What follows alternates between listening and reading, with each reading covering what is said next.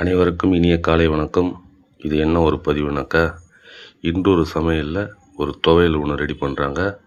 அதோட தேவையான பொருட்கள் சொல்கிறேன்.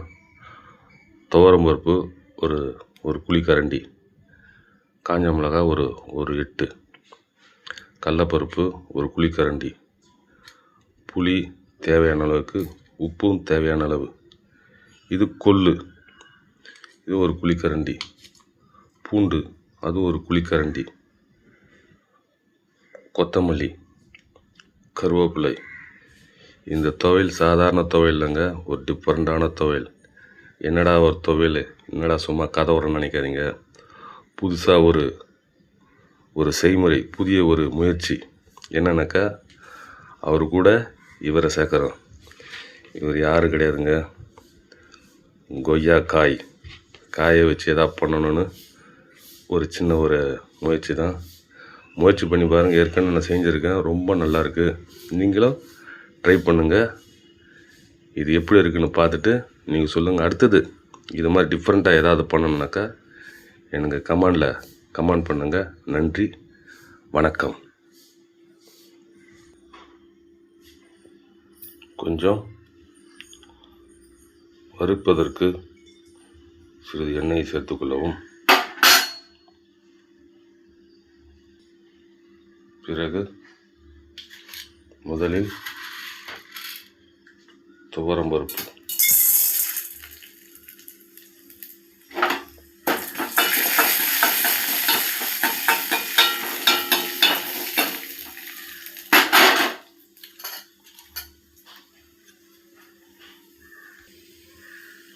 கடலப்பருப்பு அதையும் போட்டுடுங்க. கொள்ளு அதையும் போட்டுடுங்க.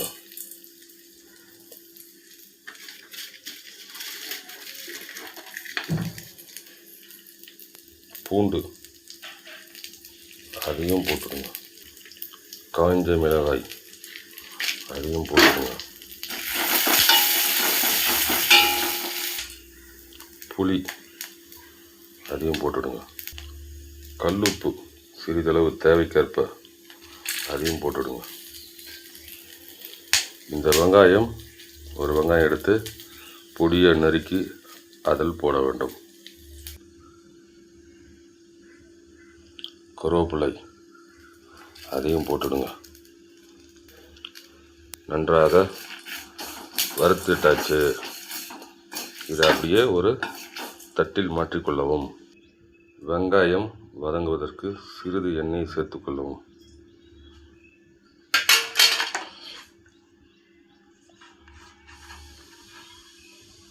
எண்ணெய் சூடு ஆன பிறகு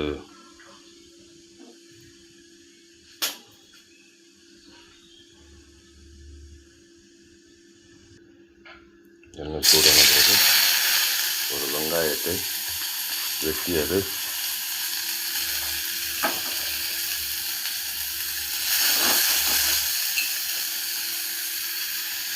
ஒரு சிறிதளவு 1 பிஞ்ச் உப்பை சேர்த்துக்கொள்ளவும்.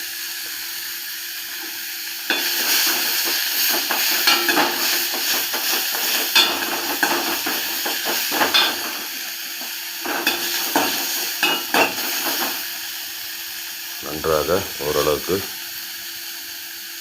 வெங்காயம் வதங்கியவுடன் மதிப்புக்குரிய கொருக்குப்பேட்டை கொய்யாவை இதனுடன் சேர்த்துக்கொள்ளவும்.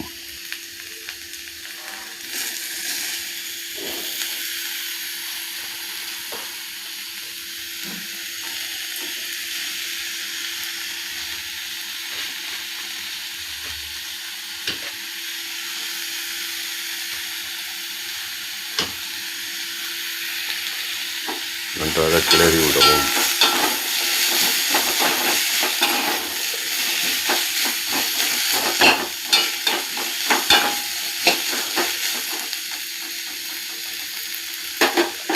நண்பர்களே, எல்லாம் ரெடி ஆகிடுச்சு.